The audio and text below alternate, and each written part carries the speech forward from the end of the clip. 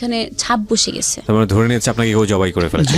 এরকমও চিন্তা ভাবনা করছে কি, কারণ প্রথম সেন্সটা ওইরকম হয়েছে। তার পরবর্তীতে আবার কেউ চিন্তা করছে যে আমার হাজবেন্ড হয়তো আমাকে মেরে ঘরের মধ্যে রেখে গেছে। এখন আমি ওইটা দেখে প্রচন্ড চিৎকার করছি আর লোকজনকে ডাকছি, কিন্তু কেউ আসেনি ওই মুহূর্তটা। তখন আমার আব্বু এক মুহূর্তে বলে বসছে যে এক তো ভাই বোনকে নিয়ে আমার সংসারটা শেষ করে দিচ্ছে, আর এক হাতে করে নিয়ে আসছে, ওইটা আমার জীবনটা নষ্ট করে দিচ্ছে। তখন আমি তো ছোট, বাট বুঝতে পারিনি যে এই কথাটা খেলে বললো আব্বু যে হাতে করে নিয়ে আসছে। মানে আমার নাম জান্নাতুল ফেরদৌস। জান্নাতুল ফেরদৌস। আপনার সঙ্গে যিনি এসেছেন আপনার নামটা একটু বলেন। মোহাম্মদ লোটাস। আচ্ছা, লোটাস। তো লোটাস আছেন এবং জান্নাত আছেন, দুজনই আজকে জীবন গল্প বলতে এখানে এসেছেন। কি তাদের গল্প আমরা জানি না, তবে আমি বিনীতভাবে অনুরোধ করছি আপনাদের সবাইকে যে আজকে একটু শেষ পর্যন্ত শুনবেন। আমরা জানি যে আমাদের এই রমজান মাসটা এমন একটা মাস, রিলিজিয়াসলি যদি আমরা বলি তাহলে এখানে পুণ্য কামানোর জন্য সর্বোত্তম একটা মাস। তো সেই জায়গাটা থেকে আজকের এই অনুষ্ঠানটা অন্যরকম একটা অনুষ্ঠান হবে। কোনো কিছু গেস না করতে বলছি, চলুন শুরু করা যায়। তো জান্নাত, আপনার জীবন গল্প মূলত আমরা এখানে তুলে ধরবো, এবং প্রয়োজন হলে লোটাস, আমরা জানি না এখন পর্যন্ত কি আসলে তার সম্পর্ক আপনার সঙ্গে, সেটা আমরা প্রাসঙ্গিকভাবে যখন আসবে তখন না হয় আমাদের শ্রোতারা জানবেন। শুরু করুন আপনি একেবারে ছোটবেলা থেকে, যেখান থেকে মনে আছে।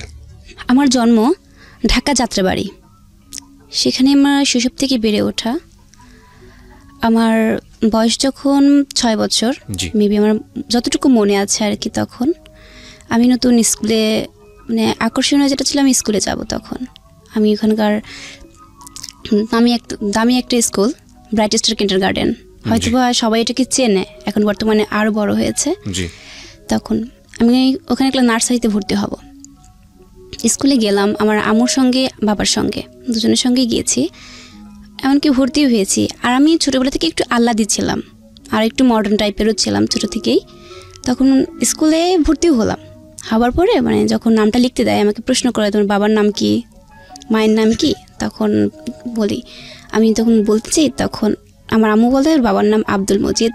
তখন আমি আম্মুকে প্রশ্ন করি, আম্মু আমার বাবার নাম তো বাবুল হোসেন, তাহলে আব্দুল মজিদ বললে কেন? তখন আম্মু বলে এটা তোমার বাবার ভালো নাম, ওকে মেনে নিলাম। যাই হোক, আমার বাসাতে গিয়ে দেখি আমার মামা আসছে। আমার একটাই মামা, আমার আম্মুরা 4 বোন আর একটা মামা। মামা আসছে, তার সঙ্গে আমার ছোটো খালামণি আসছে। তো ছোটো খালামণি আসছে বাসাতে, আমি গিয়ে দেখি আমার আব্বু অনেক চিল্লাচিল্লি করতেছে আমার মামা এবং আমার খালামণিকে দেখে। আচ্ছা, ওখানে যে ওরা কেন আসছে? আম্মু বলতেছে আসছে বেড়াইতে আসছে, মানে এটা নিয়ে একটু কথা কাটাকাটি হয়েছে। যাই হোক, স্বামী স্ত্রীর মধ্যে লেগে থাকে। তখন আমি ওদিকে আর গ্রাহ্য করিনি, আমি বাইরে খেলতে চলে গেছি। আম্মু আবার হয়তো বাবার সঙ্গে একটু রাগ ছিল, ওই রাগটা মানে কন্ট্রোল করতে না পেরে আম্মু আমাকে বাহিরে নিতে আসছে, এসে আমাকে একটা চড় মেরে দিছে। চড় মেরে দেওয়ার পরে আমি একটু কান্না করছি, কান্না করতে করতে যে আমার তখন একটা মাইন্ডে লাগছে যে চিন্তা করছি যে সবার সামনে আম্মু আমাকে মারলো, আর কারো বাবা মতো এরকম মারে না, আমাকে কেন এরকম মারলো। আমি একটু রাগ করে রুমে চলে গেছি, চলে যেয়ে একটু রুমটা আটকিয়ে দিয়েছে। তখন আম্মু ভাবছে যে রাগ করে আটকাই দিল বাথরুমটা, নিশ্চয়ই কিছু করতেছে আবার ভিতরে। তখন আম্মু আবার নক করা শুরু করছে। তখন আবার বের হলাম, বের হয়ে আচ্ছা রাগটা একটু কমলো, কমার পরে আম্মু আদর করে খাওয়াই দিচ্ছে, সব কিছু করছে। তখন আমরা 1 ভাই 1 বোন। আমি ছোট তখন, আমার ভাইয়া ও নানুর বাসায় থাকতো জন্ম থেকেই নানুর বাসায় থাকতো। আমার নানু তখন বেঁচে ছিল, আমার সেজ খালামণি, তার কাছে আমার ভাইয়া থাকতো। তখন আমি আম্মুকে বলতাম, আম্মু ভাইয়া কেন আসে না? তখন আম্মু বলে যে আমি কিভাবে রাখবো আব্বু, তুমি তো দেখো আমি চাকরি করি। আম্মু চাকরি করতো ঢাকা শক্তি ফাউন্ডেশন। আচ্ছা, সামনে ঈদ, রমজান মাস আসছে, খালামণিটা তো আসছেই, মামাও আসছে সাথে। এখন মামা আসছে যার কারণটা, আমার বড় ভাইয়া ওখানে আছে, আমার নানু আছে, কিন্তু আমার নানুর বাড়ির অবস্থাটা বেশি একটা ভালো ছিল না। মানে আমার বাবার বাড়ির অবস্থাটা অনেক ভালো ছিল, মানে মোটামুটি ভালো ছিল, কিন্তু নানুর বাড়ির অবস্থাটা ভালো ছিল না। যার জন্য এখানে আসছে। আসার পরে তখন আমার বাবার কাছে বলছে আমার মামা যে দুলা ভাই এখানে মানে ওখানে তো রিজন আছে, আমার ভাইয়ার নাম রিজন আছে, তো মানে ওর পড়াশোনা তো এখন টিউশনি শেষ হচ্ছে, ওর মাস্টার টাকা দিতে হবে, তো কিছু টাকা লাগবে, যদি দিন আপনি। বাবা একটু নিকৃষ্ট ভাষায় যাই বকা দিছে যে পারবো না, এত এখন ঝামেলা যাচ্ছে অনেক ব্যবসা বাণিজ্যের, মানে এইসব নিয়ে দেখা যাচ্ছে রাত 3টা বাজে। তখন আমি ঘুমোচ্ছিলাম, ঘুম থেকে হঠাৎ উঠে দেখি যে প্রচণ্ড চিল্লাচিল্লি হচ্ছে রুমের মধ্যে, মানে এক পর্যায়ে দেখা যাচ্ছে হাতাহাতি পর্যায়ে চলে গেছে আমার আম্মু আর আব্বুর সাথে, দুজনের সাথে।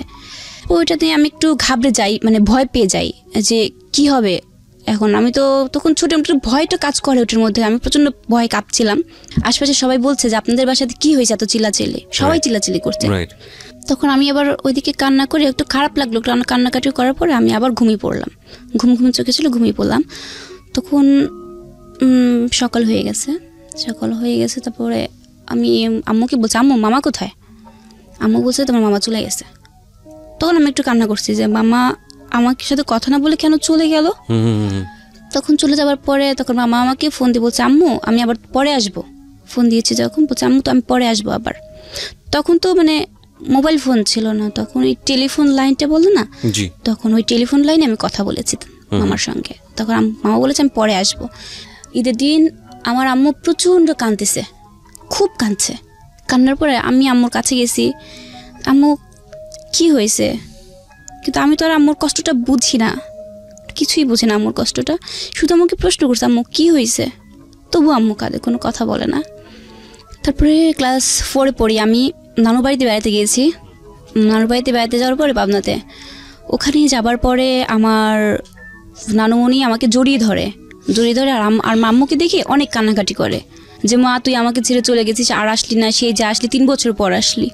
কান্নাকাটি করছে। আমার ভাইয়াকে দেখলাম, আমার ভাইয়া আম্মুকে ধরে অনেক কান্নাকাটি করছে, আম্মু আমি যাবো, আমাকে নিয়ে যাও না কেন ওখানে। আম্মু নিতে চাইতো কিন্তু আমার খালামণিরা নিতে দিত না। ওখানে অনেক আনন্দই ছিলাম আমরা, ভালো। কিন্তু আসার সময় আমার বাবা তো আমাদের সাথে যায়নি, আমি আম্মুর সঙ্গে গিয়েছিলাম। ওখানে মানে তাদের এমন ছিল যে আমি তো ঢাকাতে যখন থাকি তখন তো মানে খুব ভালোভাবে চলাফেরা করি, আমার খাবারটা হইতে থাকে। কিন্তু নানুর বাসায় যখন গিয়েছি তখন তো ওখানকার খাবারটাও ছিল না সেরকম। বাট আমার খুব রাগ হতো, আমি কী দিয়ে ভাত খাবো আম্মু, আমি কী দিয়ে ভাত খাবো, আমি এখানে থাকবো না, আমি চলে যাবো, এরকম বলছি। তখন আমার স্কুলও খুলে গেল, আমি ওখান থেকে চলে আসবো। আমার ভাইয়া চিৎকার শুরু করছে, আম্মু আমি যাবো, আম্মু আমি যাবো, আমার নিয়ে যাবো, আম্মু আমি যাবো। তখন নানু বলছে যে না তোমাকে যেতে হবে না। পরে যেতে দেয়নি, তখন চলে আসছে ঢাকাতে।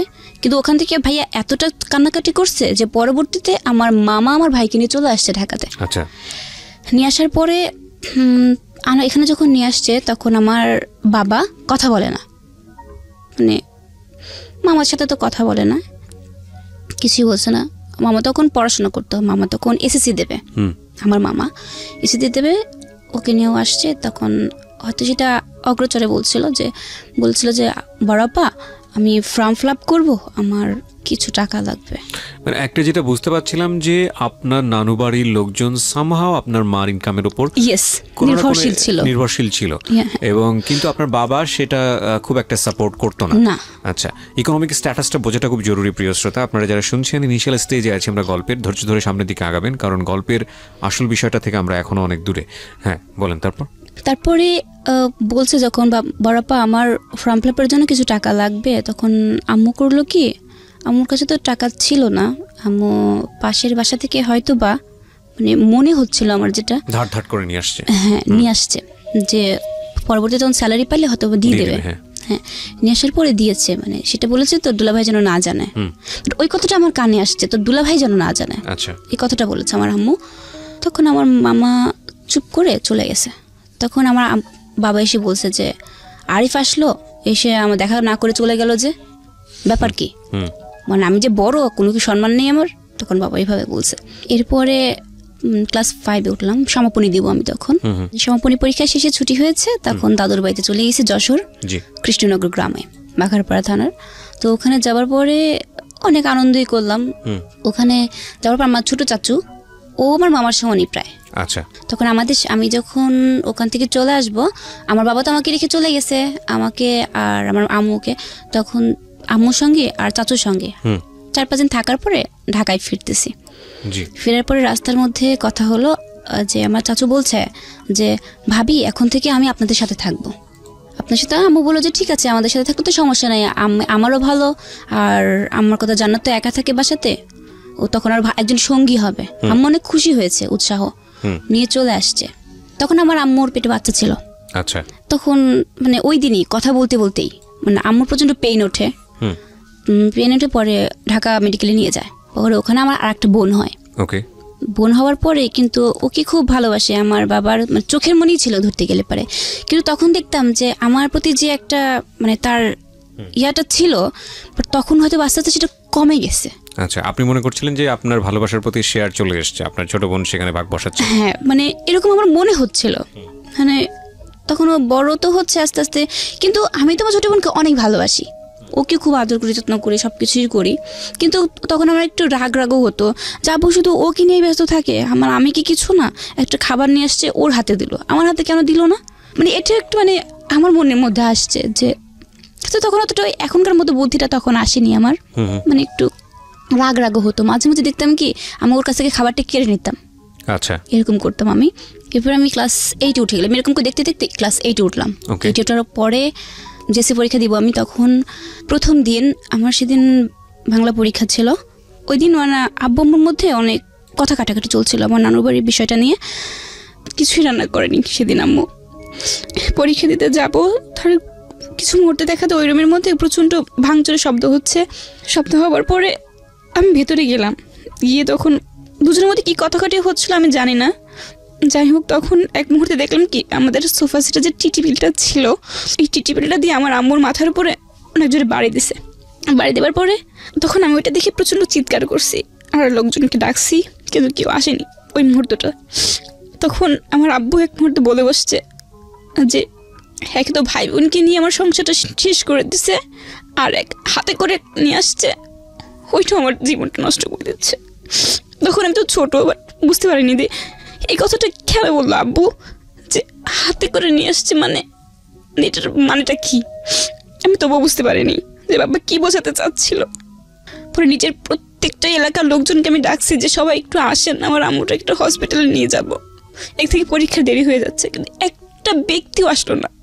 সবাই বলে কি একটু মার্ডারের মতো, কেউ হাত দেবে না পুলিশ না আসা পর্যন্ত।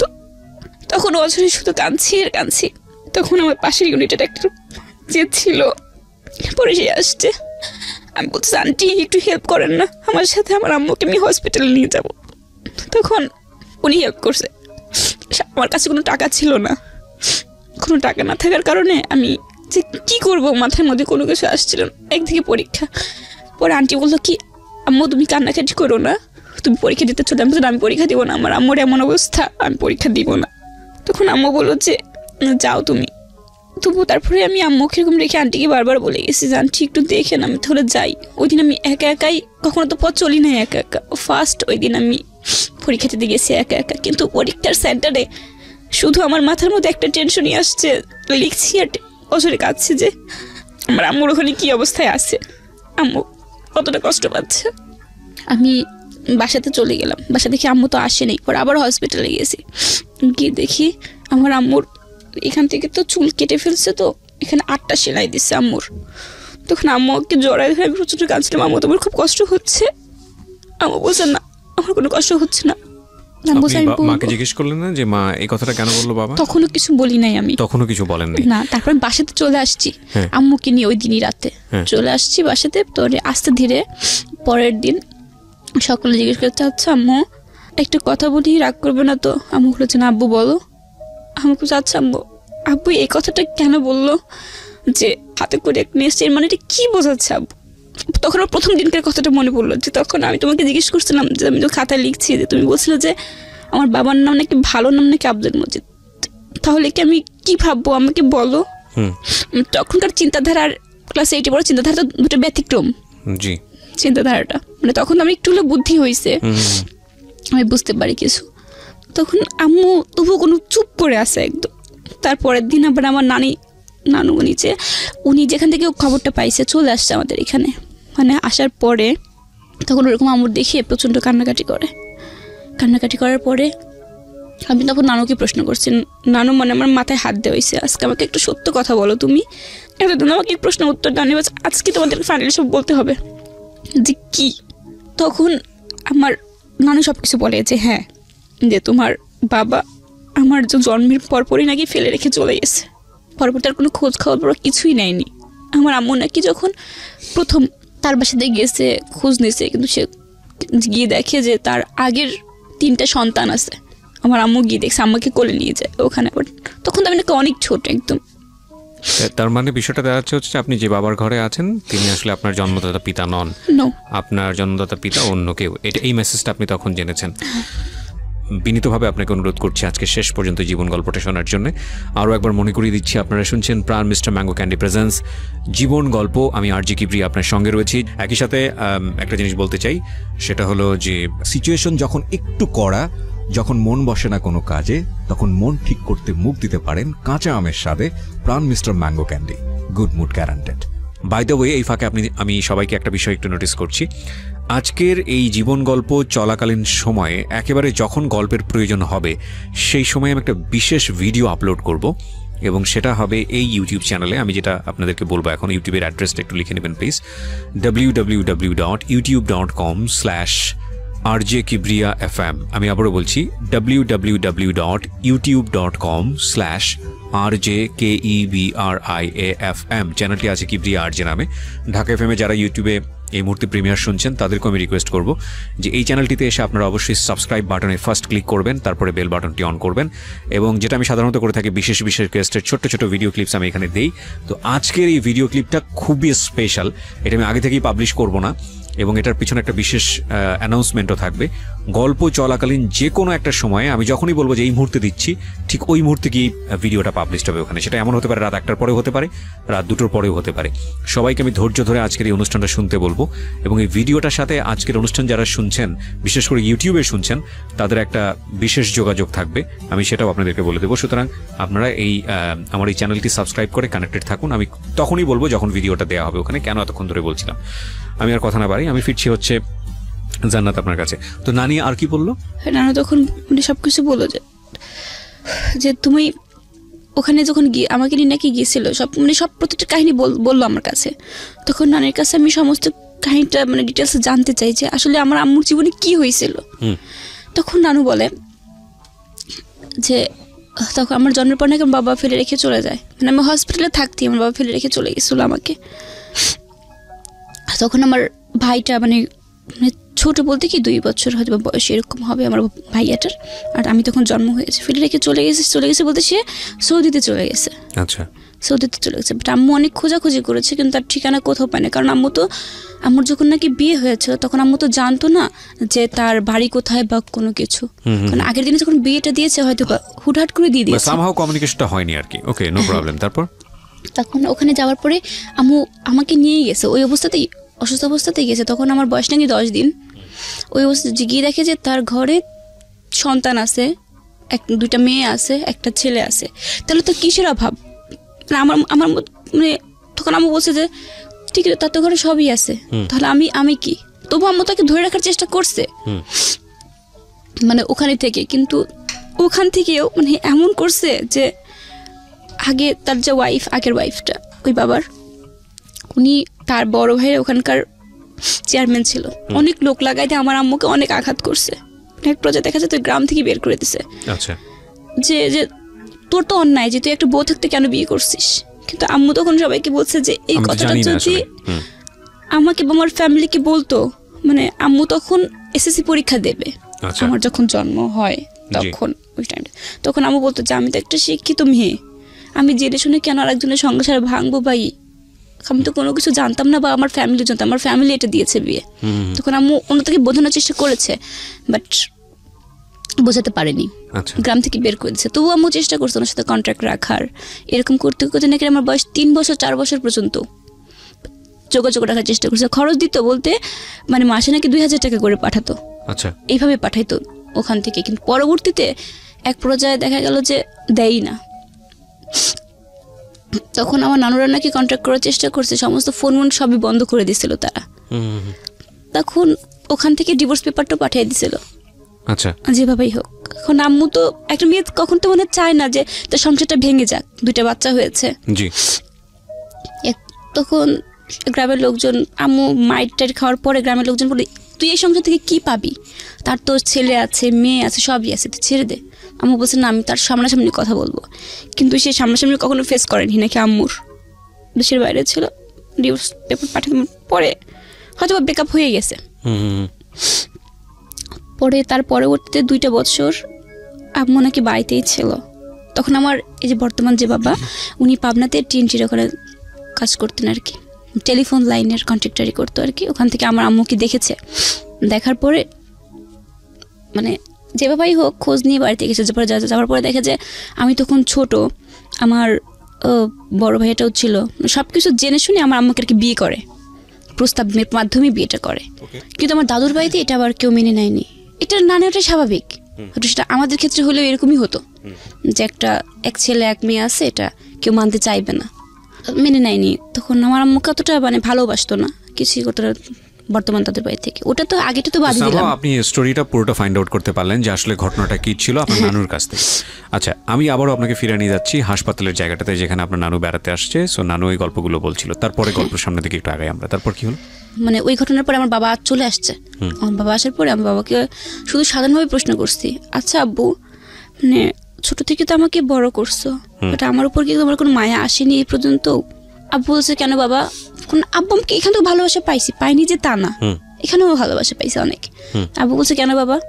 আমাকে তাহলে তুমি যে আমার আম্মুকে মারলা, আমার আম্মুর যদি কিছু হয়ে যেত আমি মা কোথায় পেতাম বলতে পারো? তখন আম্মু কি বলছে, তুমি তো নয় আর একটা বিয়ে করে নিতা, তুমি পেয়ে যেতে, কিন্তু আমি আম্মু কোথায় পেতাম? আমার তো কেউই নেই। আমি তখন জানতে পারছি তুমি আমার বাবা না, তুমি বাবা না। তখন আব্বু একটু কান্না করছে আমাকে জড়ায় ধরে, আমার আব্বু আমি তোমাদের কষ্ট দিতে চাইনি, যাই হোক এভাবে বলছে। তখন অনেক কান্নাকাটি করার পরে মুহূর্তে আমি তারপর ভুলে গেছি। কিন্তু 3-4 দিন পরে আমার মানে মনে এতটা কষ্ট লাগছে যে যার বলার বাইরে। তখন আমি অনেকগুলো স্লিপিং পিল খাইছিলাম রাগ করে, মানে রুমের মধ্যেই ছিল, হয়তো সেগুলো আমার বাবার। আমি স্লিপিং পিল খাওয়ার পরে ঘুমাই গেছি। তারপরটুকু আমার মনে নাই কি হয়েছিল। পরে দ্বিতীয় দিন আম্মুর সঙ্গে ঝগড়া লাগছে, রাগ করে আমি বটি নিয়ে আমার আব্বুকে বলছি আজকে মেরেই ফেলবো। মানে এরকম প্রতিদিন যদি ঝামেলা করে একটা মেয়ে কতক্ষণ সহ্য করে সে জিনিসটা। তখন আমি তা বটি নিয়ে গেছি, আমি আজকে মেরেই ফেলবো তোমাকে। পরে আশেপাশে সবাই ঠেকানোর পরে আম্মু ঢাকাতেই থেকে গেল। আমার বাড়িতে গেলাম, গিয়ে তখন মানে কিছুদিন পরে তো নানু মারা গেছে ওখানেই। নানু মারা যাওয়ার পরে ওখানে আমাকে রাখা হলো। রাখানোর পরে বলতে খালামুনির বাসাতে, মেজো খালামুনি যেটা ছিল ওনার ওখানে, আম্মু তো চাকরি করে, ওখানে আমাকে পাঠায় দিল। তখন আমি ক্লাস 9 ভর্তি হব। এটা ঘটনাটা ঘটছে তো মানে ছুটির পরে দাদু বাড়িতে গেলাম, অনেক কাহিনী মাঝখানে ছিল, বাট অতটা মনে নেই। নানুর বাড়িতে আমাকে পাঠাই দিল, কারণ আব্বুকে মারতে গেছি, সবার রাগ, আমার ভাইয়া আমি, এবং তার কিছুদিন 6 মাসের মাথায় আমার যে ছোট ভাই বোনগুলো ছিল না ওদেরকেও পাঠাই দিছে সেখানে। তখন আম্মু বলছে কি, আব্বু তোমরা এখন থেকে খালামুনির বাসায় থাকবা। আম্মু চিন্তা করছিল কোনটা, যে আমি একা যদি থাকি তখন আমার মধ্যে কষ্ট থাকবে, মানে আমি চিন্তা ভাবনা করবো বা খারাপ কিছু করবো। আমি স্লিপিং পিল খেয়েছিলাম, সেদিন হয়তো কোনো অঘটন ঘটাবো, কষ্টটা সহ্য করি। এই জন্য আম্মু আমার ছোট ভাই বোনকে আমার সাথে পাঠিয়ে দিছে। আচ্ছা, ওখানে ছিলাম। থাকার পরে ক্লাস 9 ওখানে বেড়া মঞ্জুর কাদের বালিকা উচ্চ বিদ্যালয়ে আমাকে ভর্তি করে দেয়। আচ্ছা, ওখানে ভর্তি করার পরে ক্লাস 9 থেকে 10, তখন আমার বাবা আমার সাথে প্রায় 7-8 মাস কথা বলে না। মানে এই ধরতে গেলে 1 বছরই প্রায় হওয়ার এরকম, ভালো করে কথাই বলে না আমার সাথে। যে মারতে গেছিলাম তো সেই জন্য। আর ছোট বোনগুলো আমার সাথেই ছিল। এরপরে ক্লাস 10 উঠবো আমি। 10 ওঠার হতে তখন অক্টোবর মাস, সেপ্টেম্বর মাস, তখন আমার বিয়ের কথা চলছে। মানে প্রত্যেকে আমি যেখানেই যাই না সেখান থেকে আমার বিয়ের প্রস্তাবটা আসে যেখানে। তখন আমি রাগ করবো যে বিয়ে করবোই না, যে আসে তাকে আমি তাড়াই দিই। প্রত্যেকটা জায়গাতে যেখানেই যাই সেখানেই বিয়ের প্রস্তাব আসে। আমার মেজো খালুর সঙ্গে, মেজো আঙ্কেল এখন সাংবাদিক, উনি ধরেন পাবনার খবর ইয়াতে যায়, ভোরের আলো ওইখানে যায়, ওইখানকার সাংবাদিক। তো আঙ্কেলের সঙ্গে বিয়ের পার্টিতে গেছি, ওখানে একটা বিয়ে আসছে। পরে তারা মানে ছেলেটা দেখি না মানে কালো, আমি বাসাতে তো চলে আসছে রাগে। পরে দেখি যে রাত্রেবেলায় আসছে লুঙ্গি পরে, আপনাকে দেখতে আসছে, আমাকে দেখতে আসছে। মানে আমি তো একটু মানে মডার্ন টাইপের ছিলাম, যাই হোক মানে একটু লুঙ্গি পরে আসছে, মানে নিজের একটু প্রেস্টিজ না যে আমাকে দেখতে আসছে, লুঙ্গি পরে একটা ছেলে আসছে। মানে একটা মনের মধ্যে ক্ষোভ জমে গেছে। পাশের রুম থেকে আমার কাজিন ছিল, ও বলছিল দেখ বান্দরের মতো দেখা যায়, মানে এরকম একটা কথা বলে যে বান্দরের মতো দেখা যায়। পরে আমি গেলাম, ওখানে যাওয়ার পরে দেখি যে লুঙ্গি পরে আসছে। আমি সরাসরি না, ওই লোকটা আমার দিকে তাকাইছে, আমি মুখটা কালো করে ফেলছি, যে মানে এমন ভাব করছে যাতে চলে যায়। তারপরে উনি আমার জিজ্ঞেস করছে তোমার নাম কি, আমি নামটাও বলিনি রাগ করে। তখন উঠে দাঁড়িয়েছি, আমি বলছি, আজকে আমার পরীক্ষা আঙ্কেল, আমি চলে গেলাম। পরীক্ষা আঙ্কেল? হ্যাঁ আমি বলছি এটা আঙ্কেলকে বলছি, আঙ্কেল বসে আছে। তো এটা বলি বের হয়ে চলে গেছি রুম থেকে। তখন ওই ছেলেটাও রাগ করে নিচে চলে গেছে। যাবার পরে উনি বলছে যে আপনার ভাগ্নি আমাকে দেখে পছন্দ করে নাই, দেখছেন মানে কি ড্যামাক এই মেয়ের জীবনে বিয়ে হবে না, এরকম একটা কথা বলে গেছে। তারপরে দ্বিতীয়বার সকাল হয়েছে, পরের দিন সকালে আমার মামা ফোন দিয়েছে। ফোন দেওয়ার পর বলছে আমার কিছু বন্ধু আসবে, বন্ধু আসবে।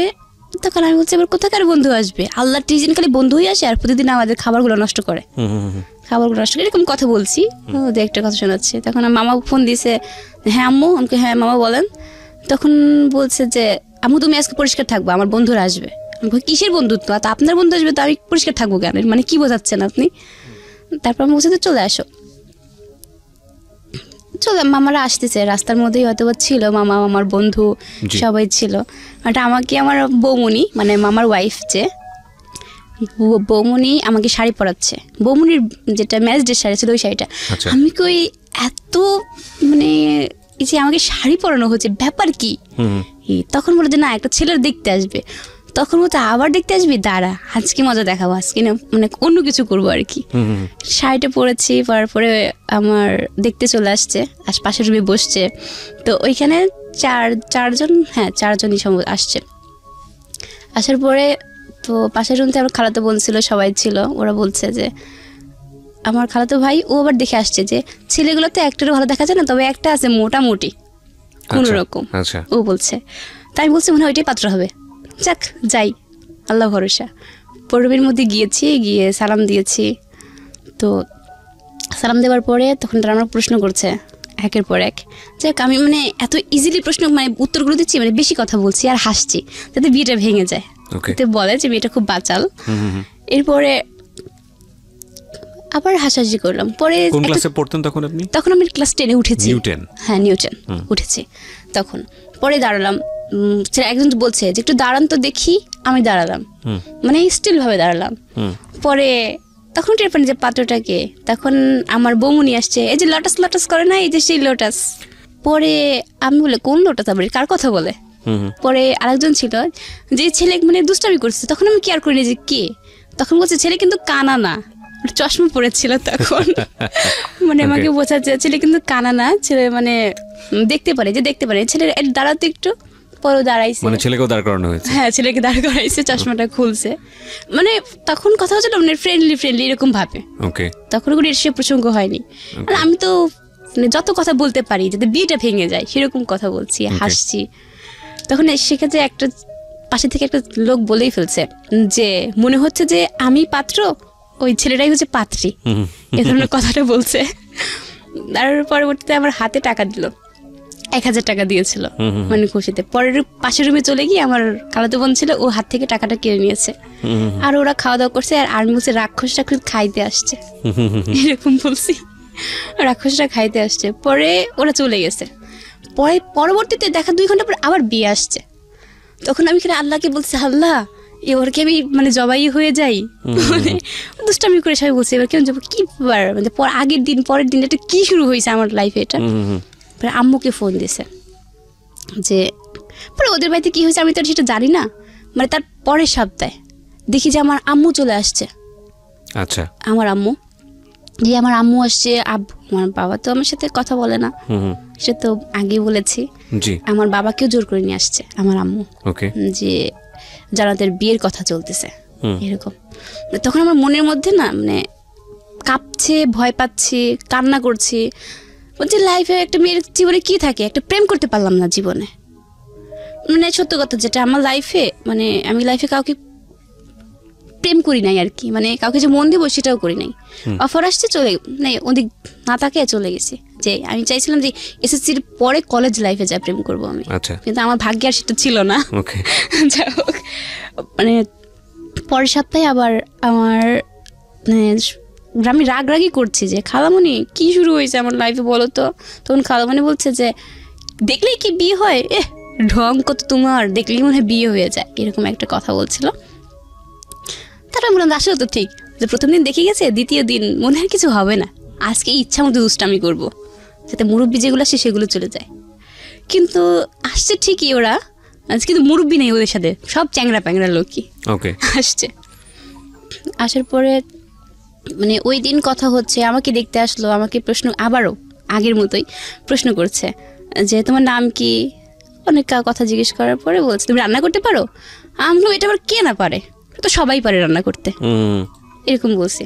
পেঁয়াজ মরিচ দিয়ে কোনো রকম করে হয়ে গেল আমার বাঙালির কিন্তু রান্না। আমি রান্না পারতাম না তখনও অতটা, মানে কোনো রকম করতে পারতাম খাবার মধ্যে, ইজিলি বলছি যে কে না পারে এটা। সেটা আমিও পারি, এটা আসলে রান্না it's not a difficult thing. আমারও মনে হয় যে রান্না আমাকে কেউ কখনো শেখায় নাই। কি করবেন, প্রথমে পেঁয়াজ মরিচ দিবেন, জিরা দিবেন, থেকে কি সব ভেজে ফেলে তারপরে দেন, যা দেওয়ার দিয়ে পানি দিয়ে সিদ্ধ করে ফেলেন, এটাই তো বেসিক রান্না, তো আসলে এটাই। হ্যাঁ, তারপরে আমাকে আবার প্রশ্ন করছে যে তুমি কি খেতে পছন্দ করো, মেয়েরা তো সাধারণত টক খায়। আমি বলছি না, আমি টক খেতে পছন্দ করি না, মানে নর্মাল ভাবে যেভাবে বলছি, আমি মিষ্টি খাই অনেক। সেটা আমি লাইফে মানে মিষ্টির পাল্লা 2 কেজি মিষ্টি একা খেয়েছি, এটা আমি ফার্স্ট হয়েছি সেখানে, বাট মিষ্টি খেতে অনেকটা পছন্দ করি। তারপরে দেখা যাচ্ছে ওখানে বলে যে মিষ্টি পাগল, হাই হাই যে ডায়াবেটিস রোগী হয়ে যাবে, আমাদের বাসা থেকে মিষ্টি খায় না, মানে এই ছেলে, মানে ছেলের কথা বলছে, ছেলে মিষ্টি খায় না, কেউ মিষ্টি খায় না। কিন্তু আমার খালামণির হাতের পায়েস যে খাবে তার মুখ একদম ওকে। আপনার খালামণি অনেক ভালো পায়েস রান্না করে না? পরে ছেলেকে পায়েস খেতে দেওয়া হয়েছে, ছেলে রাক্ষসের মতো সব পায়েস কিনেছে। এই সেই লোটাস। ওকে, গল্পটা আসলে অন্য জায়গায় গিয়ে দাঁড়িয়েছে, যেটা আমি বলেছিলাম প্রিয় শ্রোতা, যে প্রত্যেকটা বাঁকে বাকি মোড়টা চেঞ্জ হবে, এবং সবচেয়ে ইম্পর্টেন্ট হচ্ছে আজকের এই জীবন গল্পে ছোট্ট একটা ভিডিও ক্লিপ আসছে। ভর দ্বিতীয়বার তখন এক পর্যায়ে দেখা গেল কি ওরা সবাই ছাদে চলে গেল, খাবার খাওয়ার পরে সবাই ছাদে চলে যাওয়ার পরে যে ওখানে কি কথা হচ্ছে আমি তো জানি না সেটা। আমি নিচে আছি, নিচে থাকার পরে কথা বলছি সবার সাথে যে কি হতে পারে, মানে মনের মধ্যে একটা মানে কাজ করছে কি হতে পারে। তখন উপরে গেলাম, তখনও বলেনি যে আমার আজকে কিছু একটা হবে, মানে তখন আপনি জানেন না যে আজকে কিছু একটা আপনার হবে। ওকে, ওখানে গেলাম, চুপচাপ বসে আছে বারান্দার মধ্যে, যে বিদ্যুৎ চলে গেছে, এত পরিমাণ গরম, মানে একদিকে হালকা হালকা বৃষ্টি হচ্ছিল, একদিকে প্রচণ্ড গরম হচ্ছিল। উপরে গেলাম, কিন্তু তার মানে 20 মিনিট পরে আমার মেজো আঙ্কেল, যেটা মেজো খালু আর কি, উনি বলছে যে এই জান্নাত, আমরা জি বলো তো তোমার জন্ম তারিখ কবে, আমাকে প্রশ্ন করছে। তখন জন্ম তারিখটা বলতে গেলে আমার যখন কথা বলে বাল্য বিবাহ হবে, বাট ওটা তো আইনি বিরুদ্ধ অপরাধ। এখন জন্ম তারিখটা অনেক আগায় দিছে ওখানে। যাই হোক, মানে আপনি জানেন না উপরে কি হচ্ছে না, আমরা জন্ম তারিখের কথা কেন জিজ্ঞেস করি, একটা কনফিউজ মনে হচ্ছে যে কি, মানে কেন জিজ্ঞেস করতে পারে। খালামণি কি বলছে, খালামণি কি হচ্ছে উপরে, কিন্তু আমার আম্মু কান্না শুরু করছে অলরেডি। ওকে, আমার আম্মু প্রচন্ড কান্না কাঁদছে আমাকে জড়ায় ধরে। আমাকে আম্মু কি হয়েছে, মানে যেটা সত্য কথা, আমার আম্মু বিয়েতে রাজি ছিল না। ওকে, প্রথম আর কি আমার যার সাথে বিয়ে ঠিক হবে আর কি, সে ছেলেটা একদম রোগা ছিল তখন, রোগা টাইপের। ওকে দেখা তো আমি বলছি এই পুচকে ছেড়ার সাথে আমার মেয়েকে তুলে দিলে আমাকে মেয়েকে কি করবে, মানে লোটাসের অবস্থা তখন ওরকম ছিল, অবস্থা রোগা টাইপের একদম শুকনো, যে পুজিতেটা একদম বাচ্চা ছেলে, এর হাতে মেয়ে তুলে দেবো আমি। আমার বিয়েটা এরকম কথা চলছে যে ছেলের বাড়ি সম্পর্কে কোনো কিছুই আমরা জানি না। ছেলের কোথায় বাড়ি, কোন স্থানে বাড়ি, মা কে আছে না আছে কিছুই জানা নেই, মানে এরকম। আমার আম্মা এক পর্যায়ে বলছে কি ছেলের বাড়ি দেখতে যাবো, তো বলছি ঠিক আছে চলো। তবু আরেকজন বলছে যে আমার মামা বলছে দেখা দরকার নেই, আমি সব কিছু দেখেছি, ছেলের খোঁজ খবর কেন নেবে, এভাবে রেগে উঠে বলছে। এরপরে আমি আবারও মানে একটু কান্না চলে আসছে আমার বুকের মধ্যে, না মানে কেমন যেন একটা মানে হার্টবিটটা মনে হচ্ছিল কি জোরে শব্দ হচ্ছে, আর একটু ভয় কাজ করছে। উপর থেকে এসে আমাকে এরুমে নিয়ে আসছে আবার, যে কিছু একটা করবে। আমি আবার কান্না করে বাথরুম আটকাই দিছি যে আমি যাবো না আজকে, যাও মুখ ধুয়ে আসো। না আমি বের হবো না, চিল্লাচিল্লি করছে যে বের হও, কথা বলবে তোমার সাথে, একটু গোপনে কথা বলবে। এটা বলে বাথরুম থেকে বের করে নিয়ে চলে আসছে। পরে মুখটুক ধুয়ে এরমে আসছি, আসার পরে মানে কোনো কিছু হুটহাট বলাও নেই, একটা জিজ্ঞেস করবে না তুমি ছেলেটাকে তোমার পছন্দ হয়েছে কিনা, তুমি রাজি আছো কিনা, বা তোমার সম্পর্ক আছে কিনা। একটা মেয়ে কিন্তু জিজ্ঞেস করা স্বাভাবিক, বা কথাও বলতে দেয় আলাদাভাবে, বাট আমার লাইফে সেটা কিছুই হয়নি। সরাসরি উপর থেকে আসলো, এসে ওইটাকে কি বলে খাতা, রেজিস্টার খাতা মনে হয় সম্ভবত, যাই হোক ওই খাতাটা নিচে ফেলার পর বলছে সই করো। মানে আমি বলছি কিসের খাতা, কি বললো এটা, কিসে সই করবো আমি। কিন্তু ওইখানে সই করা মানে যে কারো মানে জীবনে একদম বন্দি হয়ে যাওয়া, মানে ওই সেন্সটা তখন আমার আসেনি। কিন্তু পাশ থেকে তখন আমার মানে খালাতো বোন বলছিল, ও বলছিল যে আজ তুই জবাই হয়ে গেলি, মানে এই কথা। কিন্তু আমি প্রচণ্ড চিৎকার পাচ্ছি, কাঁদছি, কান্নাকাটির পরে সইটা করেই দিলাম। তারপর পাশের রুমে যাই, মানে যত কান্না আসে মনের মধ্যে ইচ্ছা মতো কাঁদলাম। কান্নাকাটি করার পরে কিন্তু খালামণি বলছে যে এতদিন তুমি ছিলে এই বাড়ির মেয়ে, কিন্তু আজ থেকে তুমি আর এই বাড়ির মেয়ে না। কবুল পড়ায়নি, কিন্তু ওই ছুঁই করে রাখছে আর কি। ওকে, মানে সরকারিভাবে আমরা লোটাস যে তার মানে তার স্ত্রী হয়ে গেলাম সরকারিভাবে। কথা বললাম, মানে দুজন ফোনে কথা আলাপ হয়। যাই পরবর্তীতে আর কি পাশের রুমে লোটাস আসে, আমরা হাসতেছিলাম মানে ওর কথা শুনে। প্রথমে কান্নাকাটি, তারপরে মুখের মধ্যে হাসি। তোরে ও আমাকে বলছে যে এত হাসো কেন, হাসির ঘুষ খাইছো নাকি যে এত হাসি মুখে, আমাকে এই কথাটা বলছিল। পরে কোনো কথা না বলে চলে গেলাম, মানে ও চলে গেলে ওর মতো, আমরা এখানে পরে বাসাতেও চলে গেছে। এটাই আপনার ফার্স্ট দেখা, এর আগে কখনো দেখা হয়নি? না না, ওকে। মানে ওদের সম্পর্কে কিছু, কিন্তু এমন বিয়ে হয়েছে যে ওদের সম্পর্কে আমরা কোনো কিছুই জানি না, খোঁজ খবর নেওয়া হয়নি। যেদিন আমার বিয়ে রেজিস্ট্রি করে আর কি, তখন যেন মানে সেপ্টেম্বরের 7 তারিখ 2012 সালের। এর পরবর্তীতে দেখা যাবে তার 1 মাস পর, মানে ওই তখন মানে ও এমন অভিনয় করতে জানে যে কি বলবো। ওর নাকি জ্বর আসছে, ওর মাথা ব্যথা করছে, ওর এটা ব্যথা ওইটা ব্যথা, কিন্তু আসলে সে কিছুই না। ও বিয়েতে কবুলটা কেন পড়ানো হয়নি এই মতলবটা করছে মনে মনে। মানে কিভাবে কবুলটা পড়ানো যায়, ও আমাকে বলছে যে তুমি দেখবা যে 1 মাসের মধ্যে আমি তোমাকে বিয়ে করব। আমি বলছি কখনই পারবো না, বিয়েতে এমনিতেই হয়ে গেছে, আর এক্ষেত্রে কখনো হবে না, আমি এসএসসি দিব তারপরে। বলছি না, দুজনের মধ্যে অনেক কথার মধ্যে আর কি। যাই হোক, আর রেজিস্ট্রি করার পরে যে প্রেমটা হয় আর কি, আপনাদের মধ্যে সেই ব্যাপারটা ছিল। হ্যাঁ, ইয়েস। পরে আমার ফার্স্ট মানে ওর দেওয়া উপহার একটা মোবাইল ফোন। ওকে, হ্যাঁ, একটা মোবাইল ফোন আমাকে দিয়েছে। কিন্তু ফোনটা দিয়েছে, আমি অনেক খুশি হয়েছি। প্রথম একটা ফোন পেয়েছি, আগে ফোন ছিল বাটন ফোন, বাট এখন স্ক্রিন টাচ একটা ফোন পেয়েছি, দামি ফোন। তখন ওর সঙ্গে আমার খালামণি একটা পার্সোনাল রুম দিয়েছে যে কখন কথা বলো। তো কথা বলছি, ও দেখি যে ঘুম পাড়তেছে, ওখানে এসে ঘুমাই গেছে। তারপর বিকেল হয়ে গেল, ও চলে গেল ওর মতো। এরকম তো আশেপাশের লোকজন দেখলে খারাপ বলে যে ছেলে এত যাতায়াত করে কেন, এখনো মেয়ে উঠায় নিয়ে যায়নি। গ্রাম অঞ্চলে তো এটা বলে থাকে স্বাভাবিক। এরপরে তার দ্বিতীয় সপ্তাহ পরে আমার শাশুড়ি আম্মা যে উনি আসছে আমাকে দেখতে। এসে আমাকে দেখে অনেক খুশি যে টুকটুকি একটা মেয়ে পেয়েছি। আমাদের মানে প্রত্যেকটা মেয়ে, মানে আমি একটু চঞ্চলা, কথা বলি বেশি, তখন সবাই আমাকে ভালোবেসে মেনে নিয়েছে। দেখাশোনার পরে ওরা চলে গেল। তার আবার 1 সপ্তাহ 2 সপ্তাহ পরেই ওরা আবার খবর পাঠাইছে যে আজকে বিয়ে পড়াতে আসবে, এরকম কাহিনী। 1 মাস পরেই আবার বিয়ের কাহিনী চলছে, আবার চিল্লাচিল্লি শুরু করতে যাবে না। আমার কথার কোনো দাম নাই, যে আমার সঙ্গে এর বিয়ে হচ্ছে, তখনই কিছু বললা না, এখন আবার আমার অনুমতি ছাড়া বলছে আবার কবুল পড়ায় দিবা। এটা কি খেলনা পাইছো আমাকে? আমি কি মেয়ে না? আমি মরে যাবো কিন্তু এরকম করলে। এরকম দুষ্টামি করে কথা বলছি আর কি। আর কান্নাকাটিও করলাম যে কোনো বিয়ে পায় না, রেসপন্স পায় না। কিন্তু সেই তখন আবার আমার বিয়ে যখন পড়ানো হবে, আমার বাবা আসবেই না, বেশি বলছে বিয়েতে। মেন কথা মানে বাবার রাগ যে আমি যাবোই না বিয়েতে। আমি অনেক কান্নাকাটি করে বাবাকে ফোন দিলাম, আবু তুমি আসবা না, তুমি না আসা পর্যন্ত আমি কিন্তু কবুল বলবো না, আমি বলছি। তো বাবা এক পর্যায়ে রাজি করালাম, অনেক বলে 2 ঘন্টা কথা বলার পরে বাবা রাজি হয়েছে, ঠিক আছে আমি আসছি না, এটাই। আবু চলে আসছে। পরের দিন ভোরে এসে আব্বু নামছে, নামার পরে কথা বললাম, আব্বুকে অনেক বোঝালাম, মানে আগের কথাগুলা পরে কথা। আব্বু যেভাবে আমার অন্যায় হয়েছে মাফ করে দাও। আমি তবু বাবা, আমি সেক্ষেত্রে বলছি আব্বু আমাকে মাফ করে দাও, আমার ভুল হয়ে গেছে, মাফ চেয়েছে। কারণ আমি তো আর সারা জীবন তোমার সাথে, আমি তো পর হয়েই গেছি, আমাকে তো তাড়িয়ে দিচ্ছে তোমরা।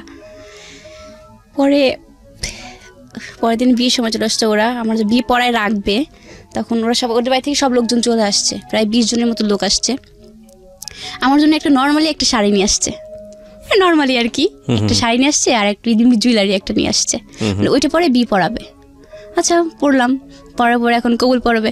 কিন্তু যখন খাতা সই করছিলাম তখন তো একটু কাঁদছি, কিন্তু যখন কবুল বলতে গেছে তখন আরো চিৎকার, যে হায় হায় টিভি সিনেমায় কবুল দেখিয়ে যে তার শ্বশুর বাড়ি নিয়ে যাবে। টিভি সিনেমায় কবুল দেখেন, ওই সময় কান্নাকাটি করে, সেজন্যই কি আপনি কান্নাকাটি করছেন নাকি অন্য কোনো ফিল ছিল? ওই জন্য না, আসলে কান্নাকাটিটা করছিলাম এই জন্য যে আজকে মানে আমাকে বিদায় করে দেবে, আচ্ছা মনে হয় আমার কিছুই হলো না, অনুষ্ঠান হলো না, আমার কিছু তো হলো মনে হয় না। এই সময়টাতে বেশি কান্নাকাটি করা উচিত ছেলেদের, কিন্তু আমি জানি না, মানে মেয়েরা ওই একদিনই কেঁদে নেয়, বাকি সারাটা জীবন ছেলেরাই কাঁদে। ন্যাচারালি আমার কাছে এটা ফিল হয়। বাই দ্য ওয়ে এটা জাস্ট আ ফান, বাট কেন যে মেয়েরা কাঁদে আই ডোন্ট নো। কাঁদে আসলে কি ফিলটা হয় ওই সময়টাতে?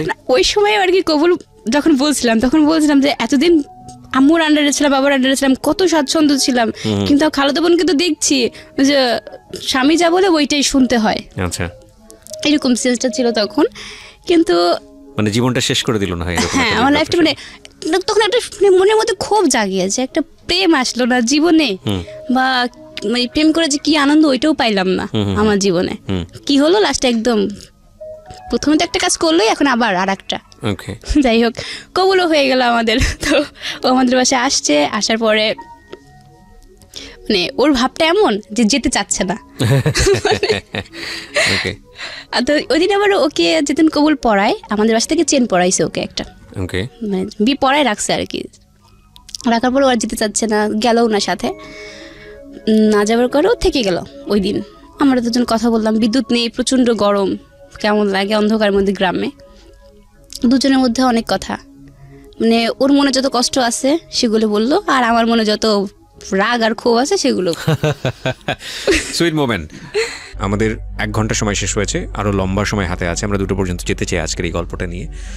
এবং আমি আপনাদেরকে একটা কথা অবশ্যই বলবো যে আজকের এই গল্পটা আপনারা শেষ পর্যন্ত শুনবেন। There is a great message. এবং আমি যেহেতু রিকোয়েস্ট করছি আপনাদেরকে, তার মানে নিশ্চয়ই কিছু না কিছু আছে। আর আজকের এই গল্পটার একটা প্রাসঙ্গিক ভিডিও আমি আমার এই ইউটিউব চ্যানেলটিতে আপলোড করব, এবং যখন আপলোড করব, যখন প্রয়োজন তখনই, তার আগে আপলোড করব না এই কারণে যে আমি চাই না গল্পটার কোনো মেসেজ আপনি আগে থেকে বুঝে পেলেন, কারণ ভিডিওটা আসলে তাৎক্ষণিকভাবে দেওয়ার সুযোগ থাকে না, ভিডিওটা এডিট করার একটা ব্যাপার থাকে। তো সেভাবেই আমাদের গল্পের প্রাসঙ্গিকভাবেই ভিডিওটা আপলোড করা হবে, এবং which is very very important আজকের এই অনুষ্ঠান চলাকালীন সময়। আমি সবাইকে রিকোয়েস্ট করছি আমার ইউটিউব চ্যানেলটাতে চলে এসে সাবস্ক্রাইব করে ওখানে স্টে করবার জন্য নোটিফিকেশন বাটনটি অন করে দিয়ে। ইউটিউবের ঠিকানা হচ্ছে www.youtube.com/RJKibriya FM। আমি আবারও বলছি www.youtube.com/RJKEBRIAFM। চ্যানেলটি আছে কিবরিয়া আরজে নামে, অ্যান্ড প্লিজ ওখানে গিয়ে সাবস্ক্রাইব করে তারপরে বেল বাটনটি অন করে রাখেন। এবং জীবন গল্পে যারা আসতে চান নিজের জীবনের গল্প নিয়ে, তারা আমাদেরকে ফোন করবেন। আমাদের ফোন নম্বর হচ্ছে 09611904904 এই নাম্বারে। আমি আবারও বলছি 09611904904 এই নাম্বারে। জান্নাত, আমরা যেখানটায় ছিলাম, যে বিয়ে শাদী হয়ে গেল এবং ছেলে যাচ্ছে আপনাদের বাসাতে স্টে করতে, এই জায়গাটাতে আমার হাজবেন্ড আমাদের বাড়িতেই ছিল। তারপরে পরের দিন, প্রথম দিনটা আমি তো এইভাবে গল্প করতে করতে কাটে, তো দ্বিতীয় দিন আমার হাজবেন্ড চলে যায়। আচ্ছা, হাজবেন্ড চলে যায়, বাট ওদের বাড়িতে তো সেদিন কোনো লোক আসেনি, যাই হোক ও একাই চলে যায়। চলে যাওয়ার পরে আস্তে আস্তে আমাদের ফোন আলাপ হয়, কথা হয় মাঝখানে। আমার এসএসসি এক্সামও শুরু হয়ে গেল, এসএসসি পরীক্ষা দিলাম। তখন এসএসসি পরীক্ষা শুরু হওয়ার পরে এক পর্যায়ে দেখা গেল যে শেষের দিকেই, মানে শেষ হয়েছে, তার মাঝখানে কথা বলছে যে আমাকে তুলে নেবে। দীর্ঘ 9 মাস এখানে চলে গেছে মাঝখানে, জি 9 মাস। এরপরে আমার শ্বশুরবাড়িতে মানে বিয়ে অনুষ্ঠানটা হলো, সবকিছুই অনুষ্ঠান হওয়ার পরে সব কমপ্লিট, আমাদের ওই বাড়িতে গেলাম। আচ্ছা, মানে যেদিন ফার্স্ট ওই বাড়িতে ঢোকা আর কি, প্রথম মুহূর্তটা আমরা ঢুকলাম।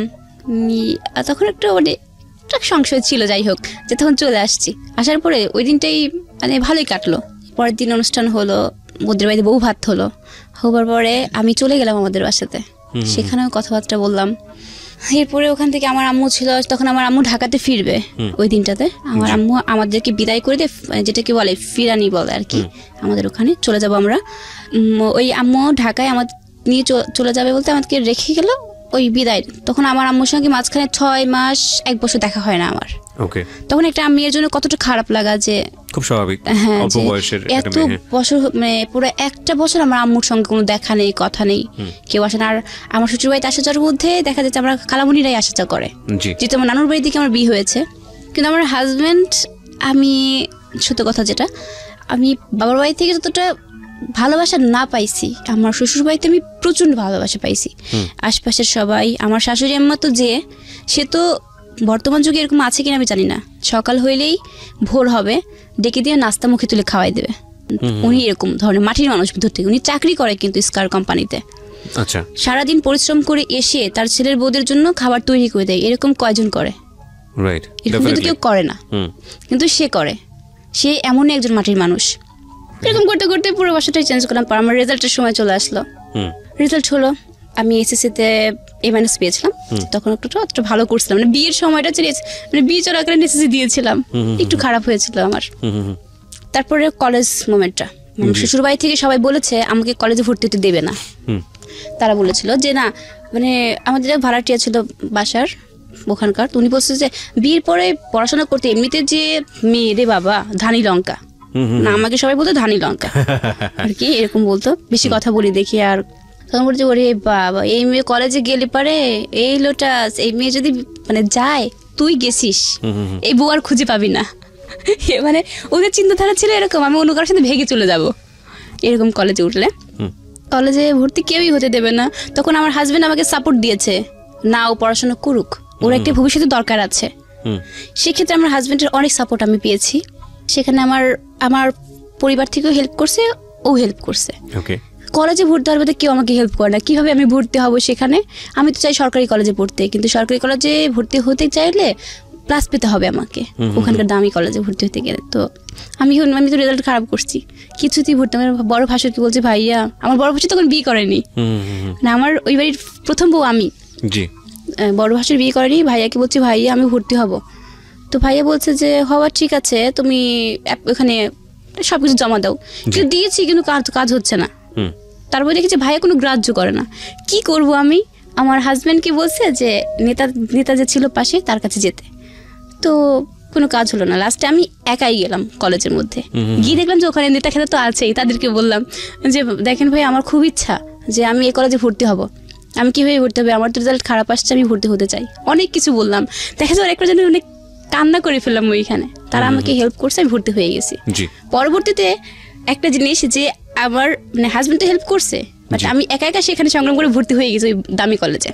সেখানে আমার ভাসুরও কিছু করলো না, দেবরও কিছুই করলো না, একা একাই গিয়ে ভর্তি হলাম।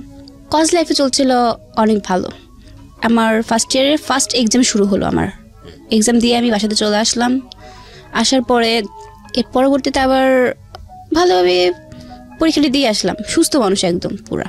বাসাতে আসলাম, প্রচণ্ড শীত।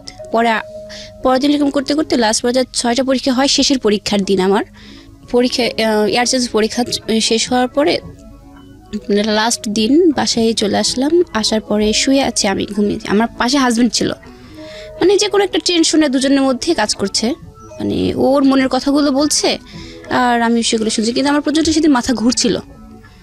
ঘোরার পরে আর দুজনের সাথে কথা বলতে একটু মন মালিন্য হয়েছে। পরে আমার হাজব্যান্ড চলে গেছে, বাসাতে কেউ নেই, আমি একা ছিলাম সেদিন। শীতের মধ্যে কম্বল গায়ে দিয়ে শুয়ে আছি। ও তো চলে গেছে, যাবার আমি ঘুমিয়ে আছি। ঘুম থেকে ওটা হঠাৎ ঘুমের 1 ঘন্টা পরে দেখছি যে আমার প্রচন্ড মাথা ঘুরছে। কিন্তু কেন মাথা ঘুরছে আমি বুঝতে পারছি না কিছু। বিয়ের কত বছর পরের ঘটনা এটা? বিয়ের 2 বছর পর। বিয়ের 2 বছর পরে। ওকে। তারপরে মাথার এত পরিমাণ ঘুরছে আমার, কিন্তু কেন ঘুরছে কিছুই বুঝতে পারছি না। তারপরে আমি উঠলাম। না, কিছু একটা ইন্টারাপ্ট করছিলেন আপনি, বলেন, সমস্যা নেই। আমাকে বলছে ও। আচ্ছা আচ্ছা। তারপরে ঘুম থেকে উঠে দাঁড়িয়েছে আর কি, মানে এত পরিমাণ মাথা ঘুরছে যে কিছুই বলতে পারছি না আমি। মানে উঠে দাঁড়িয়েছি, দাঁড়াবার পরে না মনে হচ্ছে যে আমার পুরা রুম মানে অন্ধকার জোনাকি যেরকম ছুটে না ওইরকম ছুটছে। এরকম ছুটছে, প্রচন্ড মনে হচ্ছে চারদিকে। আমি কি ধরবো খুঁজে পাচ্ছি না। এভাবে একটা টিভি টলি ছিল, টলিটা ধরেছি, নিচের দিকে তাকিয়েছি। পরে তাকিয়ে দেখি কি মানে রক্ত পুরো স্রোত ভেসে গেছে, কিন্তু ওটা বুঝতে পারিনি আমি যে রক্ত কোথা থেকে পড়েছে, মানে শরীর দিয়ে আর কি, আপনার শরীর থেকে পড়েছে। আচ্ছা, আমি বুঝতে পারি। কিন্তু ওই রক্তটা দেখে মাথা ঘুরে আরো ঘুরছে প্রচন্ড। তখন আমার নাক দিয়ে এবং মুখ দিয়ে, নাক মুখ দিয়ে একটানা ব্লাড, ওই ব্লাডটা থামছে না। আর আমি বমি করছি, ওই রক্ত উঠে আসছে আর শরীর পুরো এরকম ভাসতে ভাসতে পুরো ফ্লোরটা ভেসে গেছে। ফ্লোরটা মানে আমি যে রুমে বসে আছি ওই রুম থেকে নিচ দিয়ে ভেসে একদম ফ্লোরে চলে গেল এরকম। কিন্তু তখন আমার মানে তখনই একটু টেনশন, মানে ফোন কোথায়, আমি কাউকে যে ডাকবো ওই সেন্সটা আমার, মানে কী করবো, আশপাশে সবাইকে ডাকছি, কাউকে কোনো রেসপন্স পাচ্ছি না, ভরা শীত। তখন হাত পায়ে এরকম থরথর করে আমার কাঁপছে, মানে শরীর থেকে রক্তটা পড়ে যায় তখন একটু কেমন লাগে, মানে এই ঠোঁটগুলো মনে হচ্ছিল যে ঝিনঝিন ঝিনঝিন এরকম করছে আমার চোখগুলো। তখন ফোনটা হাতে নিয়েছি, ফোন হাতে নিয়ে আমার হাজব্যান্ডকে এত পরিমাণ কল দিয়েছি, রিসিভ করেন না কেউ। মানে বিপদ আসলে যা হয়, হয়তো কোনো কাজ ব্যস্ত ছিল। হ্যাঁ, সে রিসিভই করে না, ফোন রিসিভ করেছিল। আমি আশেপাশে ডাকছি, মামি শাশুড়ি ছিল, মামি একটু আসেন, ডাকছি আবার যে যাচ্ছে তাকেই ডাকছি, ও মামি একটু হেল্প করেন, এরকম ডাকছি সবাইকে। এক পর্যায়ে ডাকতে ডাকতে দেখা যাচ্ছে যখন আর পারছি না, তখন আমি ওখানেই সেন্সলেস হয়ে পড়ে গেছি।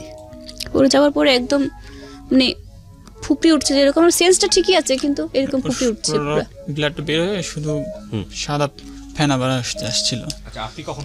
আমি যখন ও আমাকে ফোন দিছে আমি দেখলাম যে ফোনটা 4 বার উঠে আছে। তো আমি তখন কাজ করতেছি, দোকানে বসে কাজ করতেছি, করতে করতে ইতিমধ্যে আমার মামা মানে বাসায় নামাজ পড়ে ঢুকছে। জি। আমার রুম আটকানো, ওকে আবার সবাই ফলো রাখে। তো রুমের দরজাটা এই রুমের যেই খুলছে, এখন দেখে ব্লাড পুরো ফ্লোর দিয়ে ভেসে যাচ্ছে, মানে একটা গরু কাটলেও ওরকম ব্লাড নাই।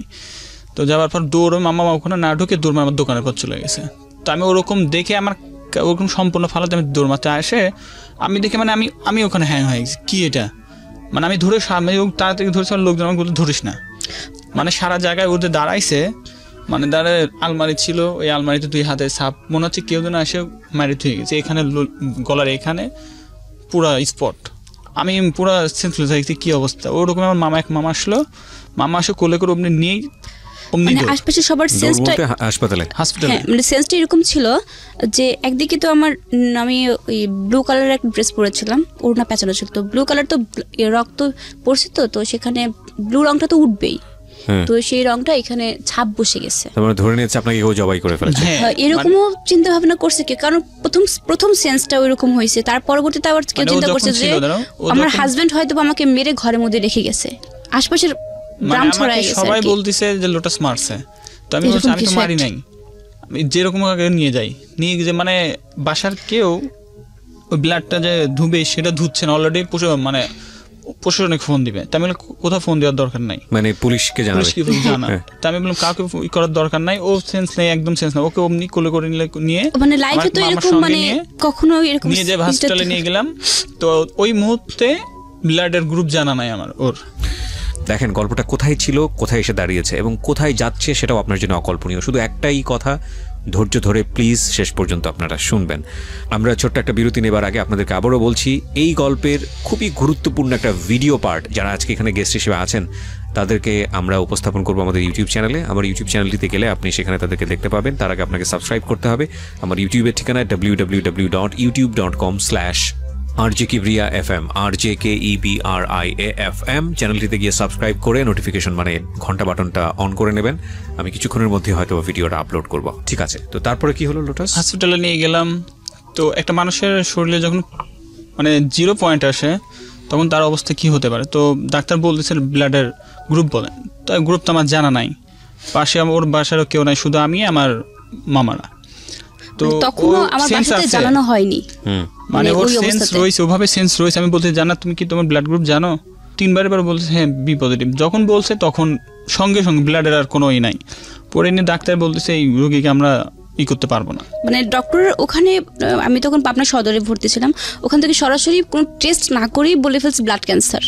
তার ব্লাড 3 ভাগ, যখন 2 ভাগ চলে গেছে শরীরে, ডাক্তার বলতে আরো 3 ভাগ দিতে হবে। তাই আমি বললাম আচ্ছা ব্লাডটা যে দিচ্ছেন আপনি পজিশনে দিচ্ছেন, কথা ব্লাডের শরীরে কিচ্ছু নাই, মানে মোট হচ্ছে 5 ভাগ দেওয়া হয়েছিল, তো আপনি বাঁচবে না। তো আমি দেখতেছি ওর যেভাবে শরীর দিয়ে মুখ দিয়ে নাক দিয়ে ব্লাড আসতেছে, আমার তো ওইদিকে আমার পুরো সেন্স কাজ করতেছে না। তো তখন ওকে আমি বললাম, ডাক্তার বললেন ঠিক আছে আপনি ব্লাডই করেন। 2 ব্যাগ ব্লাড নিয়ে করে দিল, সঙ্গে বলে রাজশাহীতে নিয়ে যান। রাজশাহী নিয়ে গেলাম, রাজশাহী নিয়ে যায় বিভিন্ন রকমের টেস্ট। আমার তো তখন মাথা খেয়াল, আমার একটাই খেয়াল যে শুধু আমি ওকে বাঁচাবো, আমার কিচ্ছু দরকার নাই। ডাক্তার বলতেছে টেস্ট করান, রাজশাহীতে দিচ্ছে।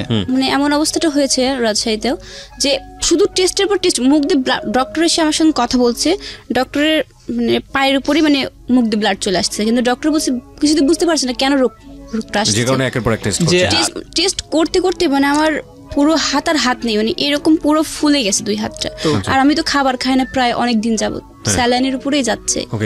তো আমি ডাক্তারকে বলতেছি আচ্ছা আপনারা যে এই টেস্ট দিচ্ছেন আমি সবই মানতেছি, কিন্তু আমার রোগীর তো কোনো রকম আমি পাচ্ছি না যে ওর ব্লাড উঠতেইছে। আপনারা এত মানে না হলে যে ডাক্তার আসতে প্রতিদিনে না হলে ডাক্তার ঘুরে 100 থেকে 120 জন ঘুরবে, আসতে যাচ্ছে, আমার রোগীর কোনো আমি পাচ্ছি না। তো ডাক্তারের সঙ্গে এক মুখে আমার ঝামেলা লেগে গেল। তো আমার যে খালু শ্বশুর ছিল, তাকে নিয়ে গেছিলাম। সে বললো ওটা তুমি চুপ থাকো। তো মাথা ঠান্ডা করে আমি বললাম মাথা ঠান্ডা আমার আসতেছে না। তখন ডাক্তার বলতেছে যে ওষুধ খান, যখনই ব্লাড উঠতেছে তখনই ওষুধ দিচ্ছে, অ্যান্টিবায়োটিক ওষুধ দিচ্ছে আর ইঞ্জেকশন দিচ্ছে। মানে কিছু সময় বন্ধ থাকতেছে, কিছু সময় বন্ধ থাকতেছে, বলে ঠিক হয়ে যাবে। তো যাই হোক, এক প্রকার ব্লাডটা একটু বন্ধ হলো। 7 দিনের মাথায় ওকে আমি নিয়ে পাবনা আসলাম। মানে ফিরে বাসাতে চলে আসছি, ওখানে মনে হয় 2 সপ্তাহ পর 2 সপ্তাহ পর আমি আবার ওকে রেখে গেছি। ও তখন একটু ভালো কথা বলতেছে, আবার কলেজে গেছি, আবার কলেজ থেকে আসছে জানার জন্য যে আমি ফর্ম ফিল আপ করতে পারবো কিনা, মানে এই ধরনের ইন্টার পরীক্ষা ফাইনাল। হ্যাঁ, তখন তো আমি গিয়েছি, বাট মনে রেজাল্ট হয়েছে কিন্তু আমি সেখানে বলছে যে হ্যাঁ এগ্রিড পেয়েছি, মানে স্যার বলেছে। তো আনন্দ চলে আসছি। আমার কাজিন ছিল সাথে, খালাতো ভাই, ওর সঙ্গে বাসায় চলে আসার পরে আমার কলেজ ড্রেস পড়াই আছে। মানে আমি তো অসুস্থ, হাঁটতে পারি না, রাজশাহী থেকে চলে আসছি, ওই বছর তো কলেজে গিয়েছিলাম। বাসাতে নিয়ে চলে আসলো আমাকে রুমে বসায় রাখছে। আমার তো প্রচন্ড জ্বর, গায়ে জ্বর, আমার গায়ে হচ্ছে আমার রেশ বের হয়েছিল এরকম ফুসকা। লোটাস বলেন। হ্যাঁ, তো আমি ডাক্তার ফোন করলাম যে স্যার ওর তো এরকম গায়ে কি যেন বের হয়েছে। তো বলতো এটা হলো ওষুধের রিয়াকশন। তো আমি ওকে আবার দেখতে ঠিক পাবো যে ওর কখন কোন সিমটমটা শুরু হবে, মানে ঠিক পাই আমি। তো ও যখন কলেজ থেকে আসলো, তো আমি দোকানে থেকে বাসায় ফিরলাম। তো আমার যে শালু ছিল, ছোট ভাই, ও আবার আমাকে খুব হেল্প করছে। তো বলতেছে ভাইয়া আমি একটু বাইরে যাবো, তুমি ওটা যাও। তো আমি ওকে দেখে আমার কেমন হলো, আমি বলতে জানো তোমার শরীর খারাপ লাগতো? না, শরীর খারাপ লাগতেছে না। ও হয়তো চিন্তা করতেছে টাকা পয়সা। তাই আমি বলছি তোমার কোনো রোগ, তুমি কোনো সমস্যা হলে আমাকে বলবা, এইটুকু কোনো টেনশন করবা না। তো বলতেছে না। তা আমি ওকে রেখে আমার দোকানে আসছি। দোকান থেকে মোটরসাইকেলটা নিয়ে আমি একটু বাইরে গেছি। তখন আমার ফোন আসছে যে জানাচ্ছি অবস্থা খুব খারাপ। আমার কিসের মানে কি, আমার মোটরসাইকেল আমি জোরে আসতে বসে আমি তো একটা জিনিস ইয়ে করছি কি, যে আমি যে ওরকম মানে আবার ওরকম একটা না ব্লাড, তখন পরের বার আবার না আরো বেশি আসছে, কারণ 5 ব্যাগ ব্লাড নিয়েছি। তখন তো শরীর অলরেডি ফুল ব্লাড আসছে, আমার প্রায় 18 পয়েন্টের উপরে ব্লাড আছে। আবার সমস্ত রক্তটাই ঝরে গেল, মানে তখন মুখ দিয়ে বেশি আসছে। 2 সপ্তাহের ব্যবধানে, এটা 2 সপ্তাহের ব্যবধানে আবার হলো হোল ব্লাডটা দিয়েছে সেখানে। তারপর নিয়ে আসলাম আবার ঢাকা সরাসরি। তখন সদর থেকে বলে ওখান থেকে দিয়েছে, বলছে ওরা আর গায়ে হাত দেয়নি। আমার সঙ্গে আমি ঢাকা নিয়ে আসলাম। ঢাকা নিয়ে এসে ঢাকা নিয়ে আসলাম। ওখান থেকে বাসা থেকে বের করে আবার 2 ব্যাগ ব্লাড 2 পাশে ঝুলাইলাম। ঝুলাই নিয়ে সঙ্গে ঢাকাতে আসলাম। ঢাকা মেডিকেলে ভর্তি করলাম। ভর্তি কিছুতেই নেয় না। ভর্তি নেবার পর বেড নাই আপনার ফ্লোরে। তো ফ্লোর নেবার পর আমি দেখতেছি অবস্থা খারাপ, ওনারা দেখে বলতেছে সম্পূর্ণ জিনিস বের করেন, ওখানে কি কি দেখাচ্ছেন রাজশাহীতে। বের করলাম সব মেডিকেল রিপোর্ট বের করলাম। আপনি একটু মাইক্রোফোনে বলেন প্লিজ। হ্যাঁ, মেডিকেলের রিপোর্ট বের করলাম। বের করার পর তো উনি বলতেছে এটা কোথায় করছেন, ব্লাড দেওয়ার সময় কি আপনারা ব্লাড চেক করছিলেন? আমি হ্যাঁ সব করা হয়েছে। তোর অবস্থা ভালো না। তাড়াতাড়ি ওনারা কি হাত দেখে ওনারা হলো করলো না, ইঞ্জেকশন কিচ্ছু দিল না। মানে 2 হাতটা ফুলে না হলো 4 কেজি হয়েছে। ওর কানের থেকে শুরু করে এই মাথা থেকে শুরু করে পায়ের যতগুলো রগ আছে মানে সব শেষ, মানে ফুটা করতে জায়গা নাই। তো ভর্তি করলাম। ভর্তি করার পর ওনারা ইঞ্জেকশনের মাধ্যমে ওষুধ দিল 1000 পাওয়ার এরকম ওষুধ। একটা ইঞ্জেকশনের পাওয়ার 2500 3000। আবার যে ওষুধ দিছে ওষুধের পাওয়ারও এরকম। দেবার পর আমি বললাম এটাতে ক্ষতি হবে না? না, সমস্যা নেই, আপনার হাতের অবস্থা ভালো না, কিছু খুঁজে পাবো না। তো দেবার পর ঢাকায় একই পরিস্থিতি, মানে দিন যাচ্ছে, আমার বিরক্ত হয়ে যাচ্ছে। আমার কেউ বলে না আসলে রোগটা কি না। এখানে তারপর আরো কাহিনী বলছে লাস্ট পর্যায়ে দেখা যাচ্ছে তখন কোনো রোগ ধরতেই পারে না। মানে সেখানে মানে রিপোর্টে আসে, হেপাটাইটিস রিপোর্ট আছে, ওখানে শুধু আসছে কি যে ব্লাডটা শরীর থেকে ঝরে যাচ্ছে, কিন্তু কেন ঝরে যাচ্ছে ওইটা ওঠে না, শুধু যাচ্ছে যে ব্লাডটা চলে যাচ্ছে। তো আমি ঢাকা মেডিকেলে ওকে নিয়ে করার পর যখন 4 দিন, তখন ঢাকা মেডিকেলে আবার মানে ডাক্তারের এটা বেশি, মানে পর্যাপ্ত প্রতিদিন ওকে আসে একের পর টেস্ট দিয়ে যাচ্ছে। তখন আমার আর ভালো লাগতেছে না, বড় ডাক্তার আসে না। তো আমি বললাম যে স্যার আমার কোনো রোগী তো ধরে পাচ্ছেন না, যার মতন যে আসতে টেস্ট দিচ্ছে আর ইঞ্জেকশন দিয়ে যাচ্ছে, মানে কি? তো ওখানকার যে অধ্যাপক ছিল, ডক্টর কি নাম ছিল? ডক্টর আবুল কালাম আজাদ ছিল। তো এক প্রকারের যে পপুলারের যে হলো ব্লাড করে। তো আমি ওনাকে বললাম ভাই আপনার কাছে একটা উপকার চাই। কাছে কি? তো বলতেছে আপনি তো অনেক করে আমায় করছেন, রিপোর্ট করাইছেন, তো আমি উপকারটা করতে পারি। এটা হচ্ছে আমাকে একটু স্যারের অ্যাড্রেসটা আমাকে দেন। কোথায়? তো বলতেছে উনি দিতে চাচ্ছে না। পাশে ওখানকার ডাক্তার আছে, উনি দেখে পরে আমাকে উনি ফাঁকে ডেকে নিয়ে গেল। তো উনি বলছে, ভাই আপনি আমাদের এখানে অনেক টাকা হলো রিপোর্ট করেছেন, আমি চাচ্ছি না আপনার এত টাকা নষ্ট হোক। তো বললো আপনি ধানমন্ডি যান, সাথে যান, ওই পপুলারে যান, পপুলারে যে 4 তলায় দেখবেন আপনি বসেন। মেডিকেল থেকে রিলিজ দেয়নি আমাদেরকে। তো আর একটা কাহিনী কি, রিলিজ দেবে না। এই যে ডাক্তারকে খোঁজ করতেছেন, এনার খোঁজ করতেছিলেন কি কারণে আপনারা? এই জন্যই করতেছিলাম, উনি আসতেছে মানে উনি ঠিকভাবে দেখতেছে না। 3 দিন না দেখছে, 3 দিন যাবত উনি আসেন, ছুটি চলে গেছে, বৃহস্পতিবার গেছে, শুক্র শনি ডক্টর তো আসে না, বড় ডাক্তার তো উনি আসে না, ওনাকে পাওয়া যায় সেটা পপুলারে, উনি ওখানে বসে। একটা মেয়ে আসছে, মানে হয়তো ইন্টারভিউ করছে, যাই হোক, ও মেয়েটা আমাকে বলছে কি তুমি কি কোনো পিল খেয়েছো? আমি বলছি না। কয়েকবার কবিরাজ ওষুধ খেয়েছো? মানে লাস্ট ফিনিশিং এসে বলে। আমি কেমন যে না, আমি কখনো কোনো কবিরাজ ওষুধ খাইনি, বা এগুলো আমি বিশ্বাসও করি না, আমি কবিরাজ বিশ্বাস করি না, এটা সত্য কথা যেটা, আমি সেগুলো আমি বিশ্বাস করি না। তখন সে বলে আচ্ছা ঠিক আছে, মানে কোনো কেন কেন চলে গেছে। সে আবার বলে আলট্রা করো, আলট্রা অলরেডি 3 বার করছি, কোনো কিছুই না, আবার করে তারপরে ওকে আমি রাখলাম, রেখে তো আমি আমার ছোট ভাই যেটি ছিল, ওর খালাতো ভাই, তোকে নিয়ে বুদ্ধি করছি যে কী করা যায়, এখন তো কোনো উপায় নাই, আর যত রাখবো অলরেডি আমার ঢাকা মেডিকেলে অনেক টাকা করে ফেলছে, তো আমি এখানে রাখলে দেখতেছি আরও ক্ষতি হয়ে যাবে। তো গেলাম ওখানে, যে তো বলে দেবে না। তাই বললাম দেখুন আমার আমার রুগী মরে যাক, আমি বনসই করবো এখানে, আমি ইন্ডিয়া নিয়ে যাবো। তাও দেবে না। তার 1 ঘন্টা পর আমি আবার গেছি, যাওয়ার পর তো আমি বলছি আমাকে দিতে হবে, আমার রুগীর আপনারা কোনো রোগ ধরতে পারতেছেন না ঢাকা মেডিকেলে। হ্যাঁ, তো এক প্রকার আমার সাথে ওখানে অনেক কথাবার্তা, আমি বললাম, উনি বলতে স্টেম কিনে নিয়ে আসেন। তাই আমি বললাম আচ্ছা স্টেম নিয়ে আসতেছি। স্টেম নিয়ে এসে ছিল যে এখানে যাবার পরে যে রোগীর যদি কোনো মানে খারাপ অবস্থা হয়, তার জন্য মেডিকেল কোনো দায়ী থাকবে না, ঢাকা মেডিকেল কোনো দায়ী নেই। হ্যাঁ থাকবে না, এই কথা বলেছে তারা ওখানে। কিন্তু তবুও তো রিলিজ দেবে না, তাদের কথা যেন মুখ দিয়ে ব্লাড আসতেছে, কোনো রিলিজ দেবে না তারা বলেছে, সিচুয়েশন ভালো না হওয়া পর্যন্ত রিলিজ দেবে না। তারপর আমি গেলাম, দিল করে নিয়ে ওই মুহূর্তেই, মানে 3টার সময় আমাকে ছাড়ছে, 5টার সময় যে পপুলারের যে মানুষটা এসে আমাদের রিপোর্ট নিত, উনি কি বললাম ভাই আমাকে হেল্প করেন, একটু রিপোর্ট দিয়ে দেন, একটা সিরিয়াল দিয়ে দেন। তো ভাই সিরিয়াল যান, আপনি যান, 41 নম্বর সিরিয়াল আছে। গেলাম, সঙ্গে সঙ্গে গিয়ে রিলিজ করে নিয়ে ওখানে গেলাম, যে তো সবচেয়ে আগে আমাকে ডাক দিল।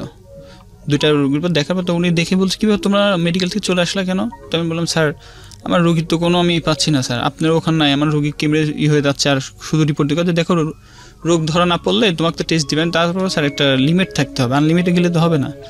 তো বলতেছে আচ্ছা ঠিক আছে আসতো ভালো। তো উনি এবার এন্ডোস্কোপি দিল, এন্ডোস্কোপি দিল, না না এন্ডোস্কোপি উনি দেয়নি, তো না উনি দিছিলেন এন্ডোস্কোপি করার পর আমার এক্স্যাক্ট মেডিকেল টার্ম দরকার নেই। হ্যাঁ, তো দেবার পর আমি বললাম আচ্ছা স্যার ঠিক আছে। তো উনি প্রথমে টেস্ট করলো এই নাকের এখানে বলছে এই রক্তটা ওই দিক দিয়ে শরীর দিয়ে পড়তেছে। আমি বললাম স্যার আমার মনে হচ্ছে, আমি বললাম স্যার বেয়াদবি মাপ নেবেন, ঠিক আছে বলো। আমি বললাম স্যার আমার মনের ভিতর বলতেছে আপনি যে রোগটা বলতেন এটা না। তো কথা তুমি তো ডাক্তার, তাহলে তুমি কি করবা? ডক্টরের একটা সেন্স ছিল কি যে আমার ব্রেনে কোনো মানে নার্ভটা হবে কোনো একটা কিছু হয়েছে, হ্যাঁ হ্যাঁ এরকম, এই জন্য রক্তটা আসছে, ডক্টরের এই চিন্তাটা ছিল। তো যখন আমি বললাম তাই বলতেছে তুমি কি মনে করো? আমি বললাম স্যার আপনি একটু কাইন্ডলি একটু ভালোভাবে দেখলে ভালো হবে। তো নাকের জন্য তো নাক সারা যদি ফিরে যায় তাহলে তো ব্লাড মুখ দিয়ে যায়, শরীর দিয়েও পড়বে না, বা শুধু আর যদি বুঙি হয় তার সঙ্গে খাবার চলে আসবে, শুধু ব্লাডই আসে। তো বলতেছে আমাকে তখন বলতে তাহলে এক কাজ করো, আমি এগুলো ওষুধগুলো দিলাম তুমি নাও। তো ওষুধ নিয়ে যাবার পর শুধু ওষুধ খাচ্ছে, তার 1 মাস যাবার পর ওর সিমটম শুরু। ও যখনই বলছে আমার নাক থেকে গন্ধ আসতেছে তখনই বুঝেছি মনে আর রেহাই নাই, আবার ব্লাড আসতেছে। হ্যাঁ আবার ব্লাড আসা শুরু বমি করছে। ফোন দিলাম, স্যার বলল মানে ওষুধ ওই খাওয়াই দাও। ডক্টরের মেডিসিন খাবার পরে 1 মাস যাবত আমি ফুল ভালো ছিলাম, তো মানে মেন কথা একদম পুরোই সুস্থ। মানে কিসের জন্য ভালো ছিল এটাও বলি, ওকে যেসব পাওয়ারে ইনজেকশন পুশ করা হতো আর যেসব ওষুধ দিছিল আর একটা ইনজেকশন দিছিল, ওই ইনজেকশনটা যখন আমাকে বলতো যখন বুঙে আসবে ইনজেকশনটা ভেঙে পানির মধ্যে গুলে কুলি করে ফালাই দিবা। তো 1 মাস যাওয়ার পর তো আমি শান্তি থাকতাম না, ব্যবসা করি সারাদিন ওখানে টেনশন করতাম যে কখন কি হয় না হয়। তো 1 মাস যাওয়ার ফোন দিলাম স্যার এরকম তো মুখ দিয়ে ব্লাড আসছে, তো বলছে তুমি ঢাকা নিয়ে আসো। তো ঢাকায় নিয়ে আসো, বললাম স্যার তাহলে কী করবো? তো বলো ওষুধটা খাওয়াও, 1 সপ্তাহ পর নিয়ে আসো। তার মানে 1 সপ্তাহ দূরে থাক, 2 দিনও যায়নি, আবার শরীর দিয়ে ওই রকম ব্লাড ভেসে মুখ দিয়ে আবারও একই অবস্থা। সদরে আবার নিয়ে গেলাম, সদরে নিয়ে যে আবার ব্লাড পুশ করে নিয়ে অ্যাম্বুলেন্স ভাড়া করে আবার ঢাকা আসলাম। ঢাকা আসার পর স্যারকে বললাম, স্যার আবার ওষুধ লিখে দিয়ে আবার করলো। তো তখন আবার আম্মা ছিল ঢাকাতে, আমার আম্মু ছিল আর কি তখন। তো বলতেছে যে আর আমি কাউকে দেখাবো না, ঢাকা শহরে কত জায়গা আছে দেখুন, ওনার সঙ্গে হাঁটতেছি। মিডনভার থেকে শুরু করে এমন কোনো বড় জায়গায় আমি যাইনি। মিডনভায় গেলাম, এমন ডাক্তার যে মনে হয় তাকে যদি মারতে পারতাম। ওনার ভিজিট 1200 টাকা। মানে উনি যে ডাক্তার, মানে একটা রুগীকে একটা কথা বললে কিন্তু একটা রুগী কিন্তু এমনিতে ভালো হয়ে যায়। তো আমার শাশুড়িও আছে, আমার সঙ্গে আরও কয়েকটা পেশেন্টও আছে। তো 2টা পেশেন্ট বের হয়ে গেলে, একটা পেশেন্ট আমার সঙ্গে রয়েছে।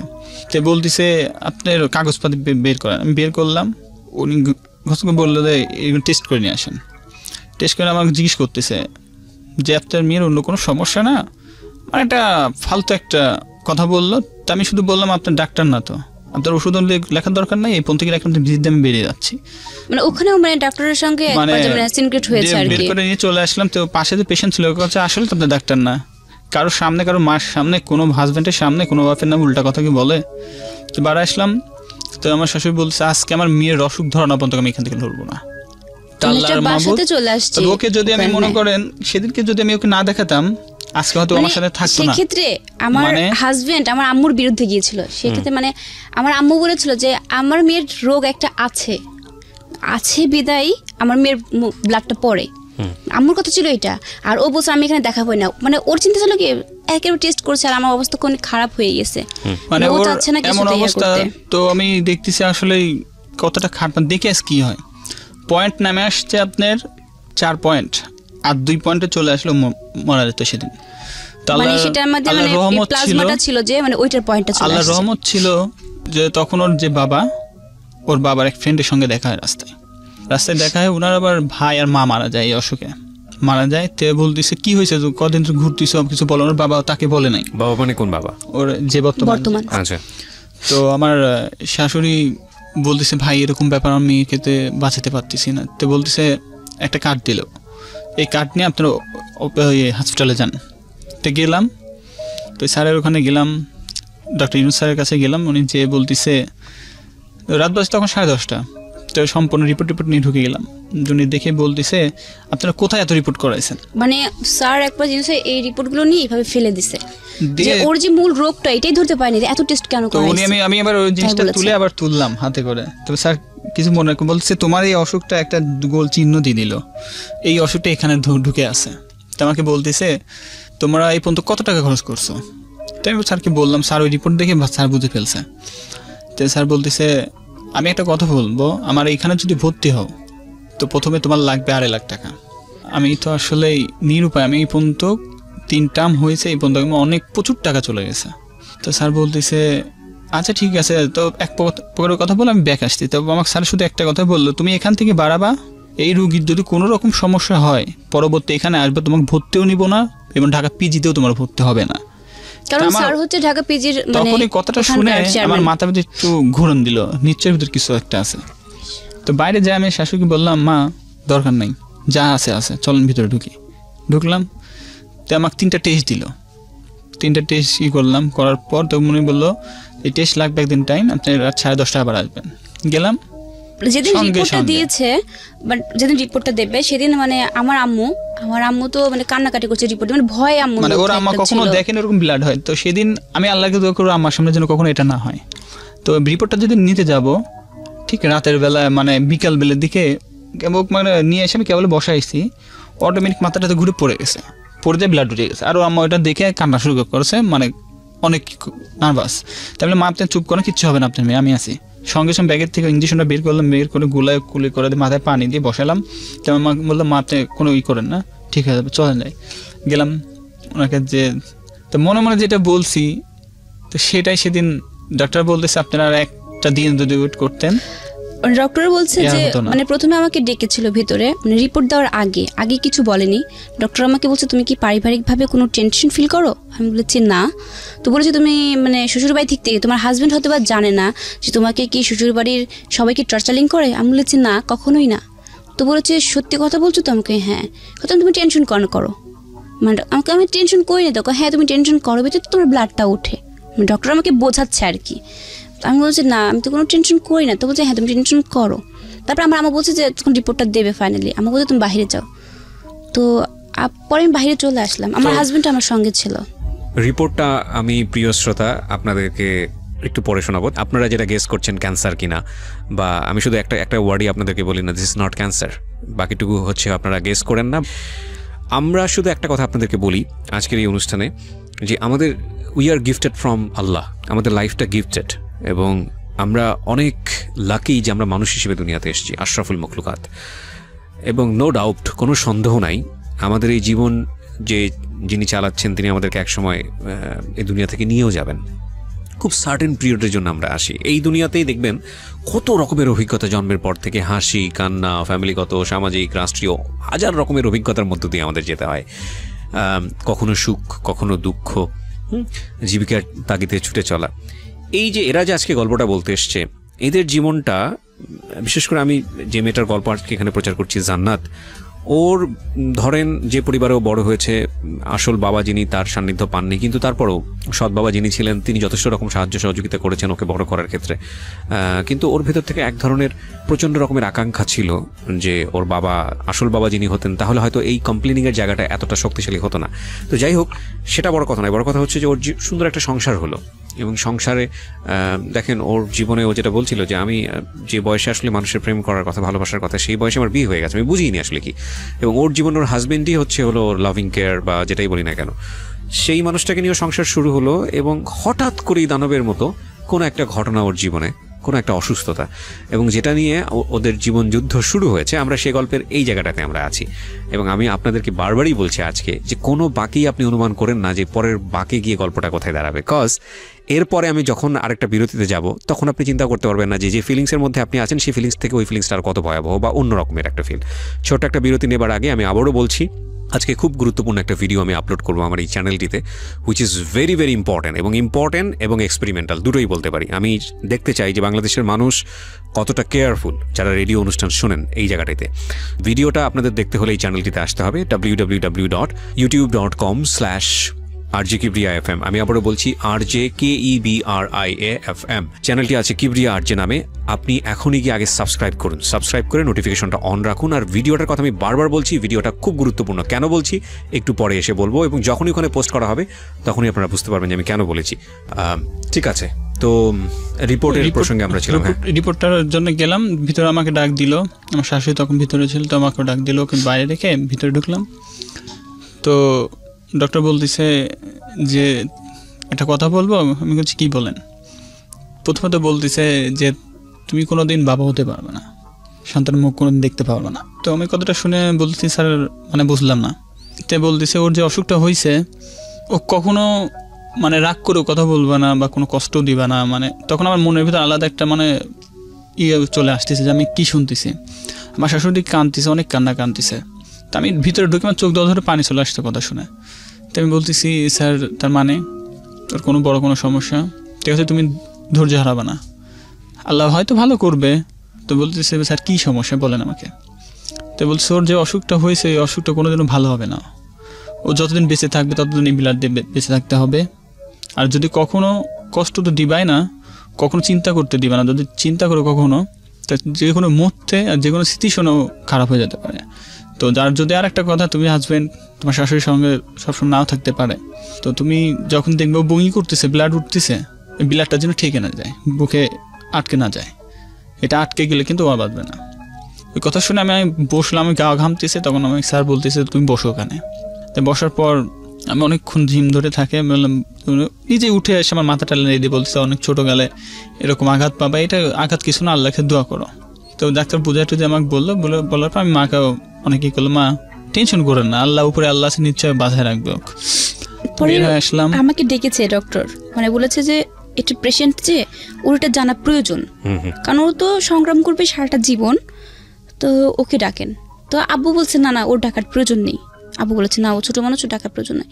তো কারণ আমি বলছি যে ঠিক আছে আমি যাই, দেখি কি বলে ফাইনালি ডক্টর। পরে ডক্টর আমাকে ডেকেছে, তো ডাকার পরে বলছে, উনি মা বলে আমাকে বলছে যে মা শোনো, তুমি তো কখনো মানে আমি কিসে পড়ি এসব জিজ্ঞেস করছে, তুমি কিসে পড়ো, তুমি বললাম তো বলছি টেনশন করবা না, আল্লাহ ভরসা, আল্লাহ আছেন। আমি তো বলছি স্যার আমার কি হয়েছে এটা একটু আমি জানতে চাচ্ছি।